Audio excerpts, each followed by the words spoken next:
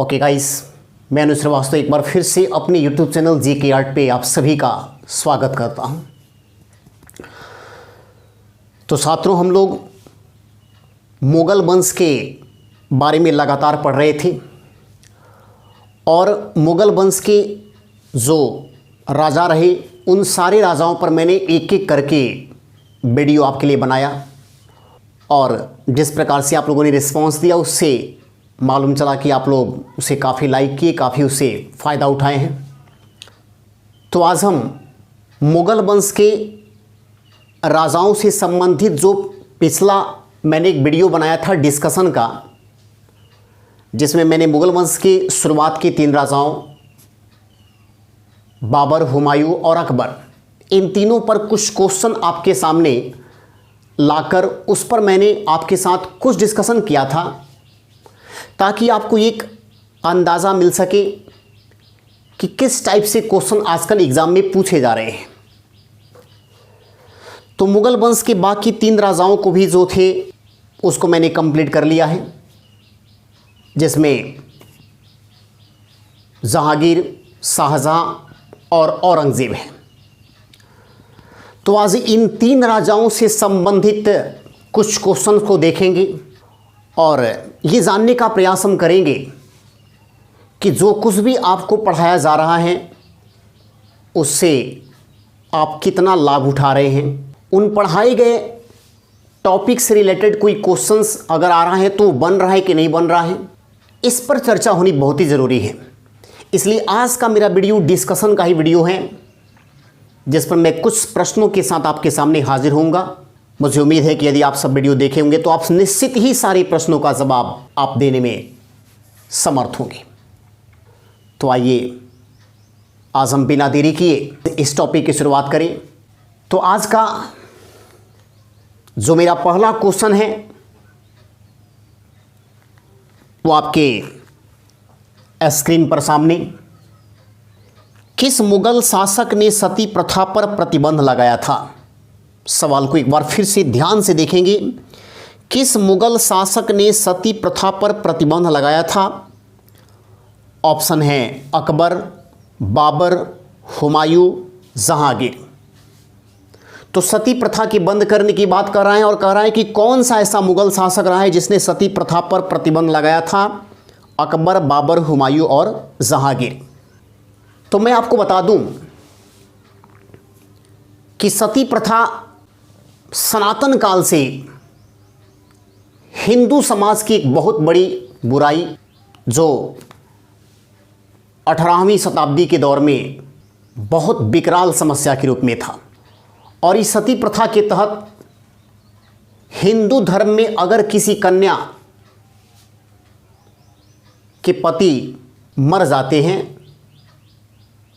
तो उस स्थिति में पति के चिता पर ही पत्नी को बैठाकर भी जिंदा जला दिया जाता था, उसे सती कर दिया जाता था। बहुत ही दुखदाई घटना मैं मानूंगा इसको। आप एक व्यक्ति का नाम सुने होंगे, राजा राम मोहन राय। कई बार एग्जाम में इस क्वेश्चन को पूछा गया है कि सती प्रथा को बंद कराने में सबसे बड़ा योगदान किस भारतीय समाज सुधारक का है? आपका आंसर बनता है राजा राम मोहन राय। राजा राम मोहन राय वो व्यक्ति थे जिन्होंने सती प्रथा जैसे घृणित और हम कहेंगे कि समाज से एक ऐसी बुराई को दूर किया जिस बुराई को समय पर दूर करना बहुत ज़रूरी था, क्योंकि स्वयं राजा राम मोहन राय भी इस सती प्रथा का परिणाम भुगत चुके थे। जब उनके बड़ी भाई की मृत्यु हो जाती है तो उनके भाभी को भी उनके सामने ही चिता पर बैठाकर जिंदा जला दिया जाता है और उसी समय से प्रण करते हैं राजा राम मोहन राय कि मैं इस प्रथा को हमेशा के लिए समाप्त कर दूंगा। तब उन्होंने भारत के गवर्नर लॉर्ड विलियम बेंटिक से मिलकर इस प्रथा को हमेशा हमेशा के लिए भारत से समाप्त करवा दिया 1829 में।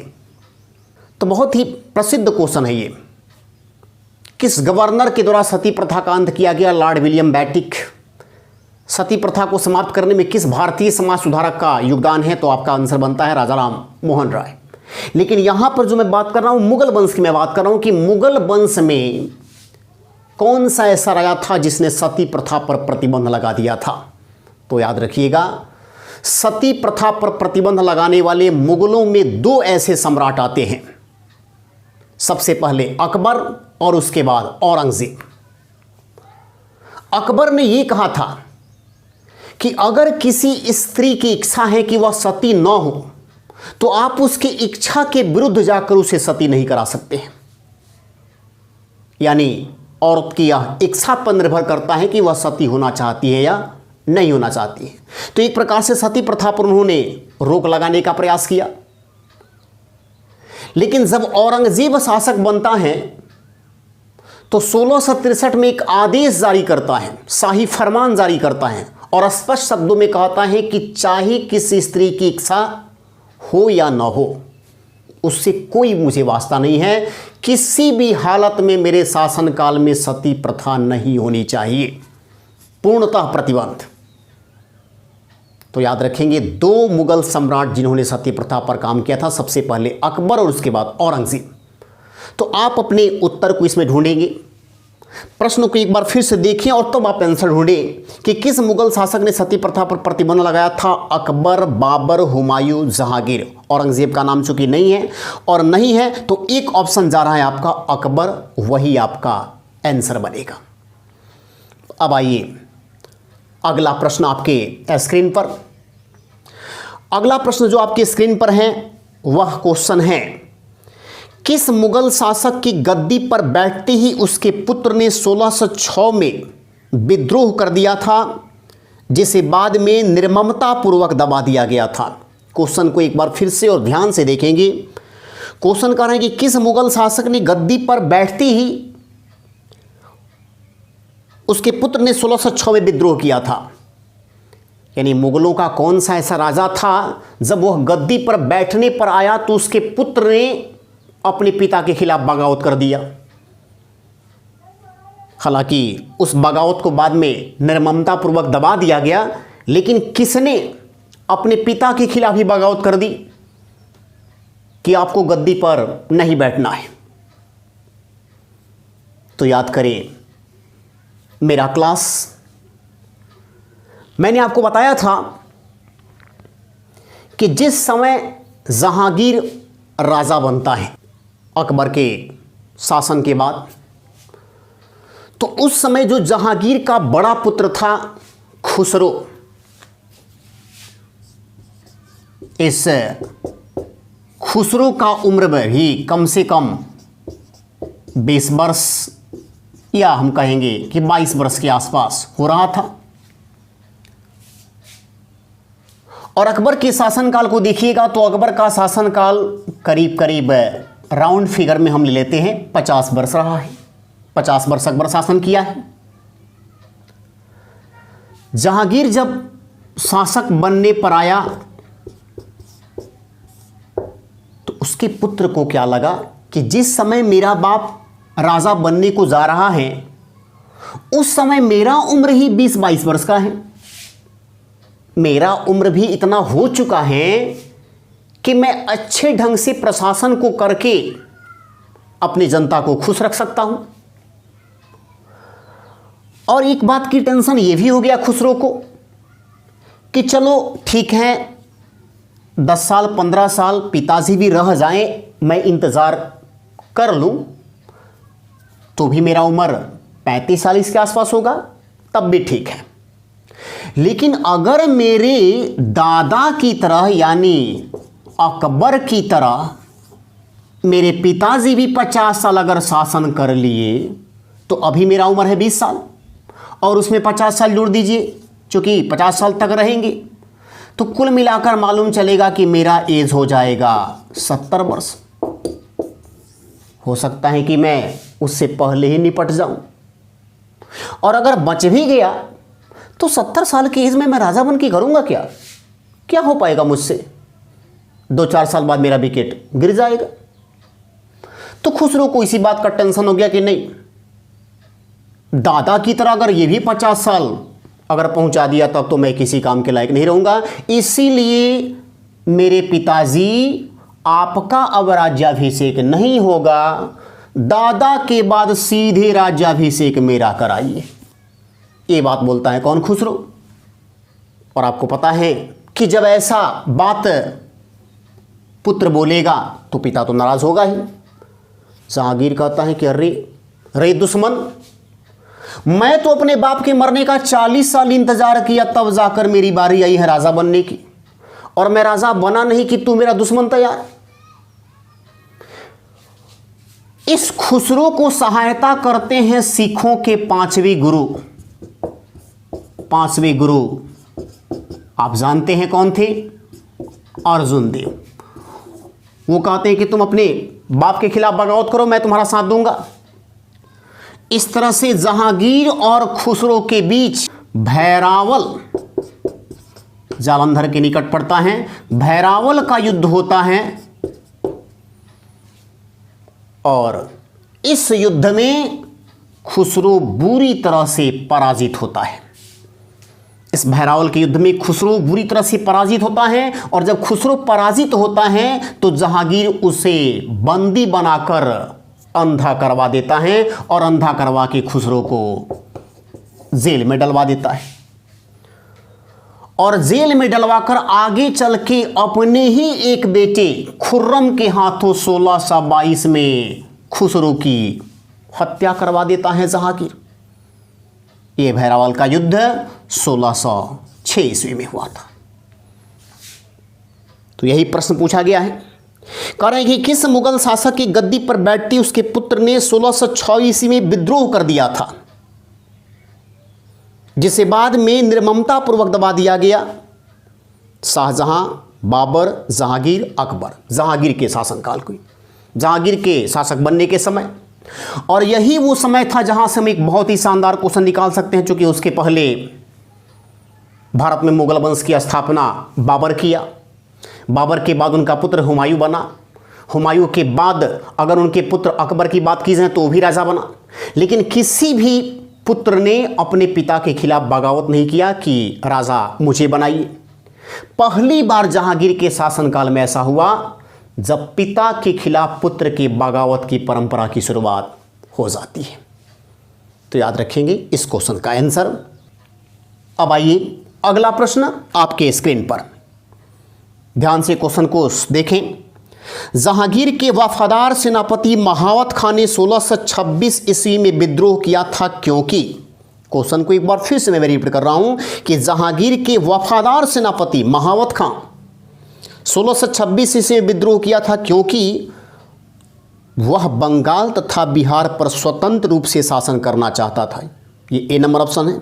बी नंबर ऑप्शन में दे रहा है कि उसके पुत्र को जहांगीर ने मार दिया था। सी में कह रहा है कि नूर जहां के कारण, और डी कह रहा है कि उपर्युक्त सभी कारणों से। याद रखिएगा, कंपटीशन की अगर आप तैयारी कर रहे हैं तो किसी भी क्वेश्चन को जब जीके जीएस का बनाइएगा और उस क्वेश्चन को बनाते समय यदि ऑप्शन में, खासकर डी नंबर ऑप्शन में जब लिखा रहे कि इनमें से सभी, तो याद रखिएगा वह केस 90% सही होता है। 90% वही आंसर बनता है। हाँ, 10% आंसर जो है दूसरा बनने की संभावना है, और वो तभी 10% हो सकता है जब आपका भाग खराब हो, तकदीर खराब हो। ये उसी तकदीर खराब वाले में का है। देखिए क्या कर रहा है कि 1626 ईस्वी में महावत खान ने जहांगीर के खिलाफ विद्रोह कर दिया। किस बात को लेकर? जो ऑप्शन दिया है उसके हिसाब से आइए हम आपको बता रहे हैं कि क्यों विद्रोह किया था। नूर जहां ने जहांगीर पर नियंत्रण स्थापित करने के लिए 1612 से लेकर 1622 ईस्वी तक एक जुमटा तैयार किया था। ये जुमटा तैयार किया था किसने? नूरजहां ने। और इस जुमटे के तैयार करने का देखिए तरीका क्या था। जितने भी नूरजहां के करीबी थे और जहांगीर के करीब थे, उन सभी को एक एक करके अपने मुट्ठी में करती हैं नूरजहां, ताकि जहांगीर पर नियंत्रण स्थापित हो सके। 1612 से लेकर 1622 ईस्वी तक मुगल शासन के दौरान जितने भी शाही फरमान जारी किए गए थे सब नूरजहां के आदेशों से जारी किए गए थे। जहांगीर बिल्कुल नपुंसक बना दिया गया था, उनका कोई रोल नहीं रह गया था, नाम मात्र का राजा बनकर वह शासन कर रहा था। और इस जुमटे पर पूर्ण नियंत्रण रखने के लिए तथा जहांगीर के क्रियाकलापों पर नियंत्रण रखने के लिए इस नूरजहां के द्वारा अपने विश्वास पात्र सेनापति महावत खां को रखा गया था। महावत खां को रखा गया था। नूरजहां ने जब अपना जुमटा तैयार कर लिया तो इस जुमटे के बाद नूरजहां ने तय किया कि वह अगला राजा जहांगीर के पुत्र और खुद के अपने दामाद लाडली बानो का शौहर शहरयार को बनाएगी। नूरजहां का दामाद कौन था? शहरयार। शहरयार किसका पुत्र था? तो ये नूरजहां का तो दामाद है शहरयार, लेकिन ये शहरयार पुत्र किसका था? तो ये पुत्र था जहांगीर का। तो जहांगीर के जो पुत्र थे शहरयार, इस शहरयार की शादी वह अपनी बेटी लाडली बानो से करा देती है नूरजहां और अपना दामाद बना देती है और चाहती है कि अगला राजा वही बने। हालांकि शहरयार से बड़ा एक पुत्र था जिसका नाम था खुर्रम। यही खुर्रम जो आगे चलकर बनता है शाहजहां। तो खुर्रम शहरयार से बड़ा था। उसे लगा कि मेरा राज्याभिषेक नहीं होगा जबकि मैं बड़ा हूं। तो खुर्रम ये अपनी माता के खिलाफ बगावत करता है। ये सीधे कहता है कि मैं राजा बनूंगा, और जब बगावत करता है तो इस खुर्रम के विद्रोह को दबाने के लिए नूरजहां महावत खां से कहती है, अपने विश्वासपात्र सेनापति से कहती है कि तुम खुर्रम की कैसे भी हत्या करो, मुझे इसको रास्ते से हटाओ ताकि मैं अपने दामाद शहरयार को राजा बनवा सकूं। शहरयार भी जहांगीर का पुत्र, खुर्रम भी जहांगीर का पुत्र, लेकिन खुर्रम शहरयार से बड़ा था। बट शहरयार चूंकि नूरजहां का दामाद था इसलिए वह शहरयार को बनाना चाहती थी और खुर्रम को इसी बात की नाराजगी थी कि बड़ा पुत्र मैं हूं तो मेरा राज्याभिषेक होना चाहिए। तो इस तरह से नूरजहां महावत खां को कहती है कि इस खुर्रम का गेम ओवर करो ताकि मैं राजा बन सकूं, और यदि तुम खुर्रम को समाप्त कर देते हो तो मैं तुम्हें दक्षिण भारत का सूबेदार बना दूंगी। ये देखिए, ये जो है लालच दिया गया महावत खां को। और यही नहीं कहती है कि सूबेदार तो बनाऊंगी प्लस तुझे 2 लाख रुपया हर वर्ष इनाम दूंगी, प्रतिवर्ष इनाम दूंगी, जब तक तुम जियोगे या जब तक मैं जियूंगी।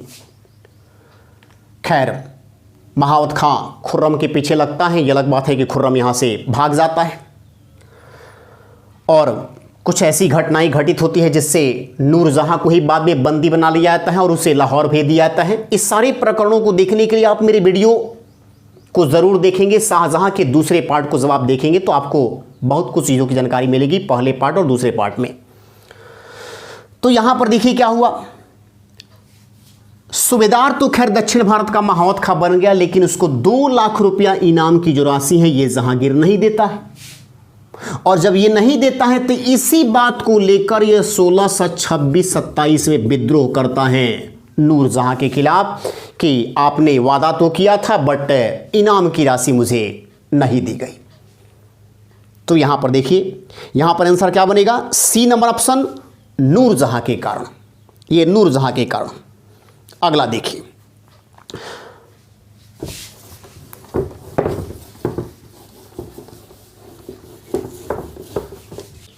अब आइए अगला क्वेश्चन देखिए आप अपने स्क्रीन पर। अगला क्वेश्चन है कि निम्नलिखित में कौन से ऐसे मुगल शासक राजपूत मां से जन्मे थे? बहुत अच्छा क्वेश्चन है, बहुत ही शानदार क्वेश्चन।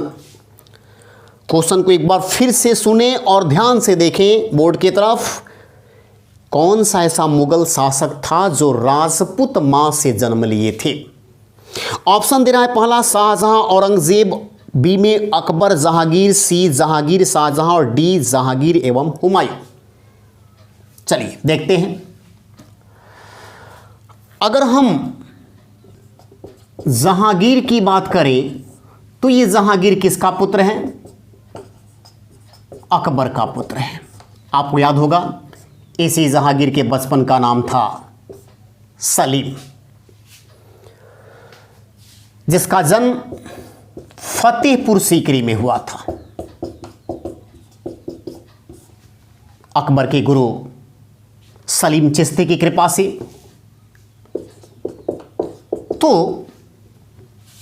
अकबर की जो पत्नी थी वह थी जोधा। 1662 में जोधा और अकबर की शादी हुई थी। जोधा एक राजपूत कन्या थी जो आमेर के राजा भारमुल की पुत्री थी। तो जोधा से शादी हुई और 6 वर्षों तक जब कोई पुत्र नहीं हुआ तब अकबर अपनी पत्नी को लेकर अपने गुरु शेख सलीम चिश्ती की कुटिया में गया था फतेहपुर सीकरी, जहां गुरु ज्ञान से सलीम का जन्म हुआ था। तो सलीम की माता थी जोधाबाई जो राजपूत कन्या थी। अब देखिए आगे एक और शासक में देखिए शाहजहां, जिसके बचपन का नाम था खुर्रम। और ये शाहजहां जो है ये किसका पुत्र था? तो ये पुत्र था जहांगीर का। और जहांगीर ने जो 27 शादियां की थी उन 27 शादियों में 4 ऐसी शादियां थी जो प्रमुख थी, और उन 4 शादियों में एक ऐसी शादी थी, उसकी शादी जोधपुर की रानी जोधा दे से हुई थी। राजपूत कन्या जोधपुर की रानी जोधा दे से, जो मुगल काल में जगत गोसाई के नाम से जानी जाती थी। इसी जहांगीर और जोधा दे से पुत्र हुआ था खुर्रम, जो आगे चलकर बना था शाहजहां। तो मुगल काल के 2 ऐसे राजा हुए हैं जो राजपूत कन्याओं से जन्म लिए हैं, एक जहांगीर और दूसरा शाहजहां। आपका सही आंसर क्या बनेगा? आपका सही आंसर बनेगा सी नंबर ऑप्शन। अब आइए अगला प्रश्न आपके स्क्रीन पर। अगला प्रश्न जो आपके स्क्रीन पर है वह है, पुराणों का अध्ययन करने वाला प्रथम मुसलमान कौन था? पुराणों का अध्ययन करने वाला प्रथम मुसलमान कौन था? अबुल फजल, अल बरूनी, अमीर खुसरो और दारा सिकोह। देखिए बहुत अच्छा क्वेश्चन दे दिया है कि पुराणों का अध्ययन करने वाला प्रथम मुसलमान था अबुल फजल, अल बरूनी, अमीर खुसरो, दारा सिकोह। इसमें आंसर आपका बनेगा दारा सिकोह। दारा सिकोह शाहजहां का सबसे बड़ा पुत्र, सबसे योग्य पुत्र, जिसे सबसे अधिक वह प्रेम करता था, और यही कारण था कि वह अपने शासनकाल में कभी भी दारा सिकोह को अपने से दूर जाने नहीं दिया था। इसके विपरीत वो अपने बाकी के 3 पुत्रों औरंगजेब, मुराद बख्श और शाह शुजा को अलग अलग जगहों पर सूबेदार बनाकर भेजा था। तो दारा सिकोह एक बहुत ही सहिष्णु व्यक्ति था। वह इस्लाम धर्म और हिंदू धर्म दोनों को एक समान भाव से देखता था। काशी के विद्वानों के संपर्क में आकर उसने 52 उपनिषदों का फारसी भाषा में अनुवाद किया था, जिन्हें सीरे ए अकबर कहा जाता है, और इसी को अंग्रेजी में हम लोग कहते हैं द ग्रेट सीक्रेट। तो पुराणों का अध्ययन करने वाला पहला मुसलमान अगर कोई है तो वह है कौन? दारा सिकोह। ये दारा सिकोह जो हिंदू धर्म पर काफ़ी अपनी नज़र बनाए हुए था, काफ़ी उससे लगाव रखता था, इसलिए वह पुराणों का अध्ययन किया, उपनिषदों का फारसी में अनुवाद किया था, सूफी संतों पर कई उसने किताबें भी लिखी थी। तो अब आइए अगला क्वेश्चन आपके स्क्रीन पर। अगला क्वेश्चन दे रहा है कि जहांगीर ने निम्नलिखित में से किसे एतमाद उदौला की उपाधि से सम्मानित किया था? ध्यान दीजिएगा। नूरजहां। नूरजहां के पिता थे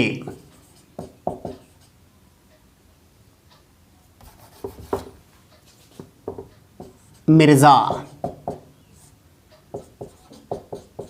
ग्यास बेग और माता थी असमत बेग। जब नूरजहां ने जहांगीर के शासन पर नियंत्रण स्थापित करने के लिए जुमटा बनाना शुरू किया तो सबसे पहले वह अपने पिता को लाकर जहांगीर के दरबार में एक उच्च पद दिलवाती है, खजाने की रक्षा करने वाला। और इतना शानदार ढंग से मिर्जा ग्यास बेग अपने कार्यों को कर रहे थे कि जहांगीर ने मिर्जा ग्यास बेग को एतमाद उल्ला की उपाधि सौंपी थी। यही पूछा गया है क्वेश्चन कि एतमाद उद्दौला की उपाधि से किसे सम्मानित किया गया था, तो ये सम्मानित किया गया था किसको, तो मिर्जा ग्यास बेग को। और मिर्जा ग्यास बेग नूरजहां के पिता थे।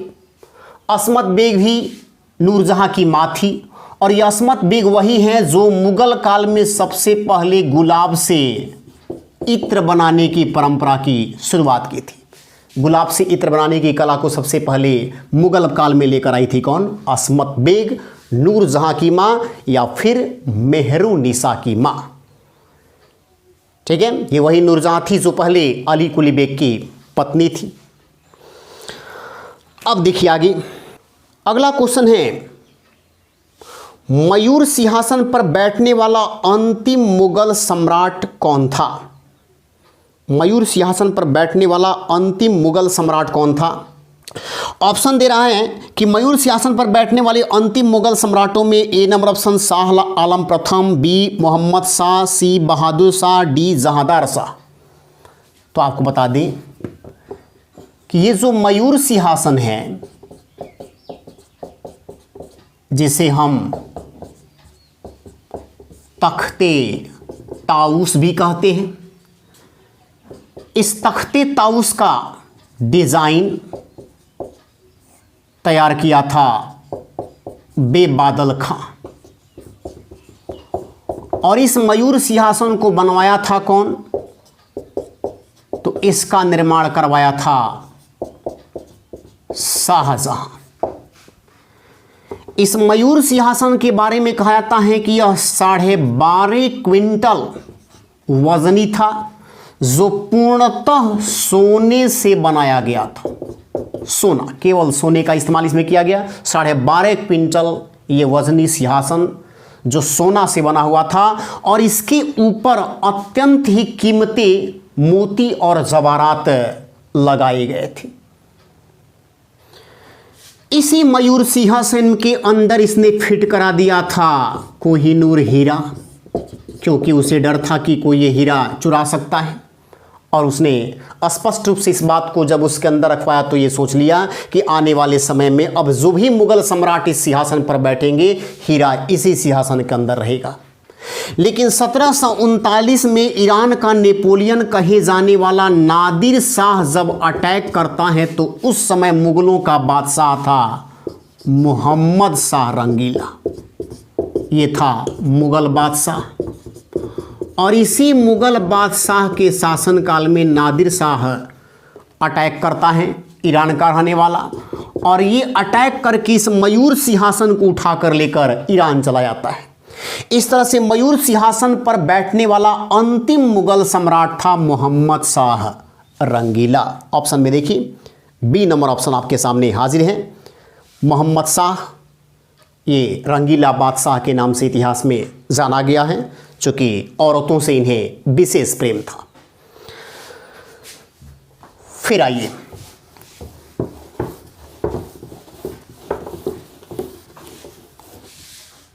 अब आइए अगला क्वेश्चन आपके स्क्रीन पर। जनता को झरोखा दर्शन देने की प्रथा किसने समाप्त की थी। जहांगीर ने, शाहजहां ने, औरंगजेब ने, इनमें से कोई नहीं। ये देखिए झरोखा दर्शन, झरोखा दर्शन और तुलादान, एक और प्रथा चल रही थी उस समय, तुलादान। तो झरोखा दर्शन में क्या था कि राजा, उनके वरिष्ठ मंत्री, पुरोहित, रानी या जो कई विशिष्ट लोग होते थे, वह राजा के महल के या फिर इसके किले के बालकनी में या खिड़की के पास आकर प्रतिदिन एक दैनिक अभ्यास के रूप में अपने प्रजा से सीधे संवाद करते थे, उनकी बातों को सुनते थे और सार्वजनिक रूप से कोई बातों को राजा अपनी प्रजा से उस समय करता था। तो इस सिस्टम को सबसे पहले मुगलों में चलाया था कौन? अकबर। ये अकबर चलाया। अकबर के बाद जो इनका पुत्र बना जहांगीर, वो भी इस परंपरा को जारी रखा। उनका पुत्र बना शाहजहां, वो भी इस परंपरा को जारी रखा। लेकिन जब औरंगजेब सम्राट बना अकबर के बाद, तो औरंगजेब ने सीधे कहा कि यह प्रथा हमेशा के लिए समाप्त कर दी जाती है, क्योंकि यह इस्लाम के विरुद्ध है। इसका कहना था कि अगर राजा आते हैं तो सही है, लेकिन राजा के साथ उनका परिवार, उनकी पत्नी आती है, तो किसी भी तरह से इस्लाम धर्म में किसी औरत को अपने के अलावा किसी अन्य पराये पुरुष से अपने चेहरे को दिखाना इस्लाम धर्म के विरुद्ध है। इसलिए मैं इस प्रथा को हमेशा के लिए समाप्त कर रहा हूं। तुलादान में क्या था? सार्वजनिक एक ये उत्सव होता था, एक प्रकार से राजा को सम्मान दिलाने की कोशिश, प्रतिष्ठा दिलाने की कोशिश, जिसमें राजा को तराजू पर रखकर एक तरफ सोना और चांदी से तौला जाता था, और फिर इस क्रिया को करने के बाद जो सोना चांदी होता था उसे पुरोहितों को या फिर देश की, राज्य की जनता को दे दिया जाता था। दोनों प्रथाओं को आगे चलकर औरंगजेब हमेशा के लिए समाप्त करता है, बोलता है कि यह बिल्कुल सही प्रथाएं नहीं हैं। अब देखिए अगला क्वेश्चन। अगला क्वेश्चन आपका कि औरंगजेब ने सिखों के कौन से गुरु की हत्या करवाई थी? बहुत ही शानदार क्वेश्चन है। औरंगजेब ने किस सिख गुरु की हत्या करवा दी थी? तो ध्यान दीजिएगा, बात हो रही है औरंगजेब की। औरंगजेब के इतिहास को जब आप पढ़ेंगे, मेरे वीडियो को देखेंगे, तो मैंने बताया था कि 1675 में औरंगजेब सिखों के 9वें गुरु तेग बहादुर को गिरफ्तार करता है और गिरफ्तार करके उनसे सीधे कहता है कि आप इस्लाम कबूल कर लीजिए। लेकिन तेग बहादुर ने इस्लाम कबूल करने से मना कर दिया। वस्तुतः औरंगजेब अपनी क्रूरता का परिचय देते हुए ब्लेड से तेग बहादुर के पूरे शरीर पर कुरान की आयतें लिखवा देता है। इसके बावजूद भी जब तेग बहादुर नहीं मानते, इस्लाम स्वीकार नहीं करते हैं, तो इनको सीधे मृत्यु दंड देता है कौन? औरंगजेब।